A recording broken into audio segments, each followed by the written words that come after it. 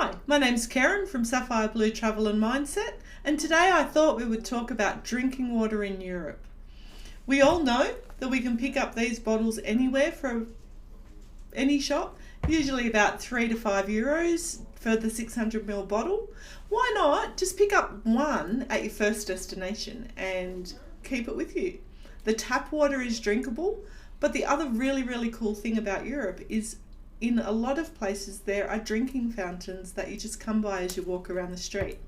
So just like these ones that we found in Budapest and Rome, we found a really cool one in the market at Munich, and then something really special, we were at the top of the mountain at Holstadt where we found this one, which was quite a challenge to get water out of. They are everywhere and really accessible. Some places even have naturally occurring mineral water fountains where you can get that really earthy feel in your water. But places like Paris are rolling out the carbonated mineral water where they're rolling out this whole system of them throughout the city. So keep an eye out for those. Apparently they're really popular, and there's aiming to be 20 in total by the time they get this whole program rolled out.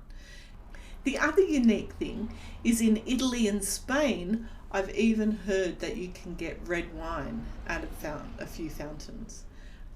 Some of them are located at wineries, and I have even seen reports of them in the middle of towns in Tuscany or Umbria, somewhere around there. So keep an eye out for those. If you liked what you saw today and you're ready to drink in Europe, why not hit the like and subscribe button? Hit the little bell so that you can be kept informed with what's coming up. And as always, thank you for joining us and travel brilliantly. Bye.